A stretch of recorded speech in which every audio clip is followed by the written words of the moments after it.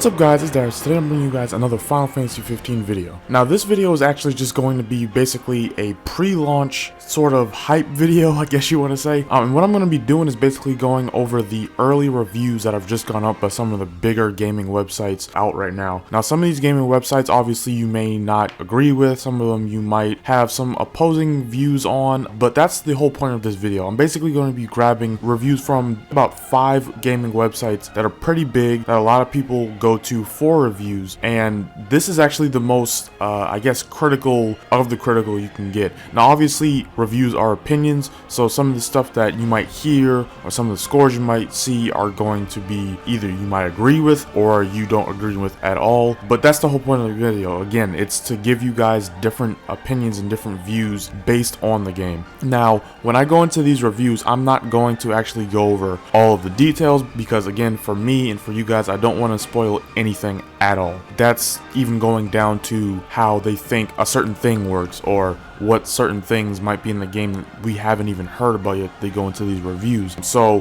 what I'm going to do is, I know it's bad to do reviews. If you guys want to actually go down to the description below and watch these video reviews or go to read these reviews yourselves, you can do that. But what I'm going to do is go all the way to the bottom, go to the, I guess, the smaller notes and the smaller paragraphs and read to you guys, I guess, the summary of what they thought of the game and just some bullet points, and then also read the score at the end. I think one of these actually doesn't give a score, which is pretty cool in my opinion because it actually forces you to read the whole review, which you should do. But again, for this video, in terms of spoilers sake, I will not be doing that. So the first review that I wanted to actually go over is from IGN, and they gave Final Fantasy 15 8.2. Now a lot of you might think that 8.2 isn't that good. On the scale that they do, on the scale basically of anything, if it's a 1 through 10, 8.2 is great. That means it's better than normal, it's better than good, it's better than moderate, it's great. So that means Final Fantasy 15 to IGN is great. One of the notes they said for the game was that Final Fantasy 15 takes more risks that don't always pay off, but the strong quartet of heroes give it tons of heart. So to the reviewer of IGN, he thought that the characters was a great addition to, I guess, the Final Fantasy universe, and that's actually one of the better parts of the game is the relationship between the guys. Now if you want to know specifically who reviewed this, it was Vince Ingenito. He is an expert in fighting and RPG games at IGN, so he knows a very great deal of Final Fantasy. He even says in the review that he's played every single numbered Final Fantasy up to this point, so to him 15 is a great addition to the franchise. The next review is actually from GameSpot, and it's from Peter Brown, and he says that the good of the game is that impressive open world, that it's equally beautiful and haunting, fast and fluid combat system, captivating monsters, and rewarding in-game challenges. The bad of the game is that the plot is unsurprising, the shallow characters and astrals are needlessly difficult to summon. So for him, the characters are not that great of a part of the game. It's not what actually really made him think the game was that good. He also says that he clocked in about 35 hours on the PlayStation 4 version.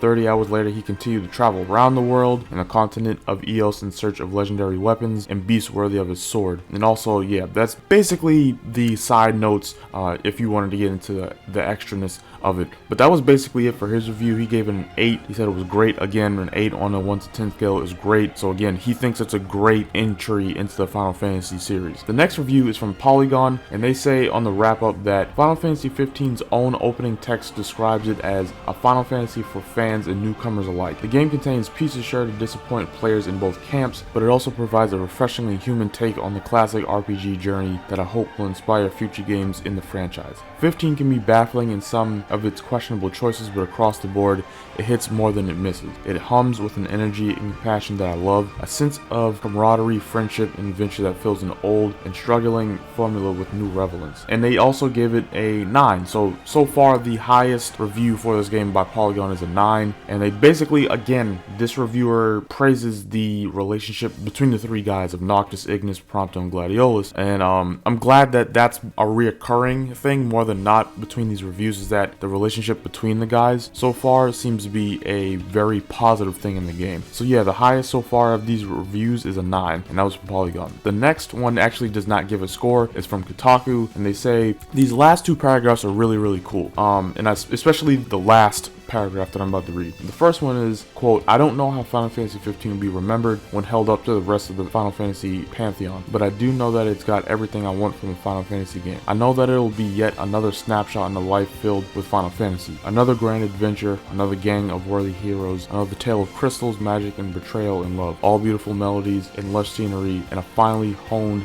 complexity of carefully choreographed combat. Onward to secrets beyond the horizon, and don't forget the Phoenix Down. If that's not Final Fantasy, I don't know what is." And that's basically him just saying, like, this is, again, another great entry in the Final Fantasy universe, and he thinks that it basically is well deserved of the title of Final Fantasy, which probably is one of the greater accomplishments a game can get, especially from a lot of these reviewers who have probably played the older Final Fantasies that might quote unquote have Final Fantasy syndrome, where they don't really want a lot of things to change. It's great to see that they're fine with this being in the lineage of Final Fantasy games. He also goes on to say this thing is just kind of really cool. It says, quote, "You're at your parents' house for Thanksgiving and you've gotten a review copy of one of the most anticipated video games in modern history. You're much older now. You have a life, a job, relationship, responsibilities.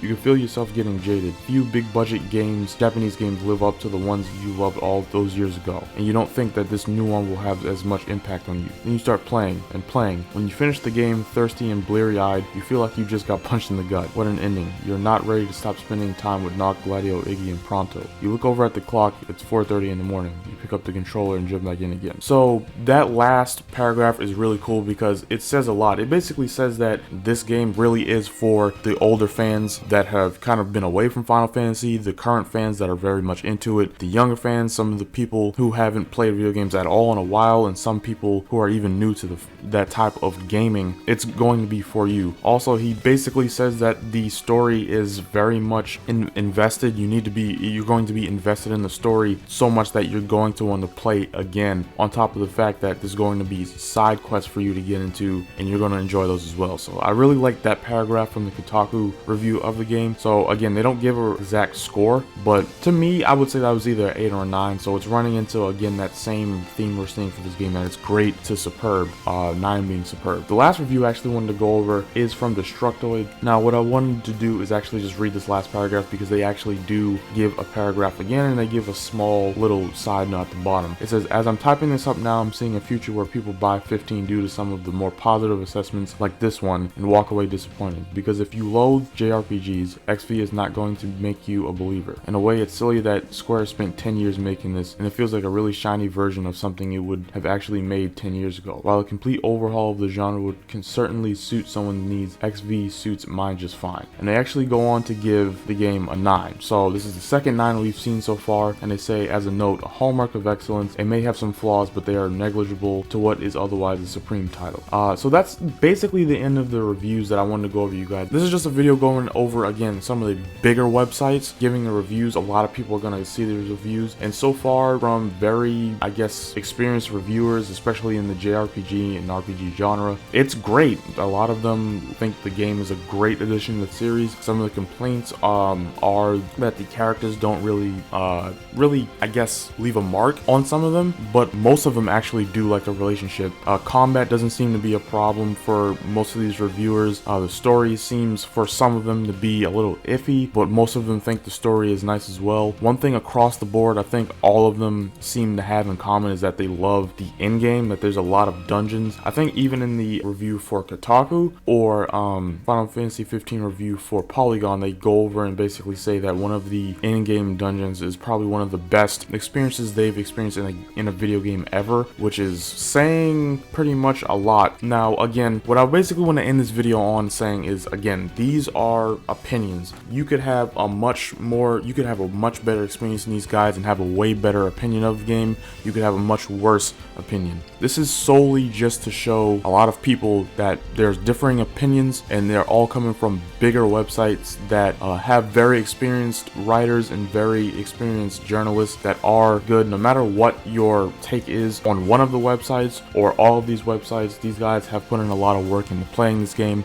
and playing other games, and I definitely think that that their opinion worth looking at, especially with their experience in the gaming industry. But let me know what you guys think of all these reviews down below. Do you think you're gonna have an even better time based on them, or you know, maybe a worse time, or you're gonna agree basically that the game's gonna be great to superb? Also, again, please make sure to look at these reviews yourself. Do not just take my word or their word for it by the small notes that I put at the end. Please go look at them fully. I think there's actually video versions in these links on their page as well, so if you don't really feel like reading, you can just watch it and have a good experience. But that's basically it for the video, guys. Let me know what you guys think of everything in this video down below in the comment section. If you enjoyed the video, please give it a like. Please share it with others who might not be aware of this video and might help them out on the decision of getting the game or their opinion. And if you enjoyed the video, please subscribe for more Final Fantasy 15 videos coming tomorrow, because when I get the game, I will definitely be doing a let's play and an unboxing and a showcase of all the extra DLC when I can. And that's basically it. See you guys.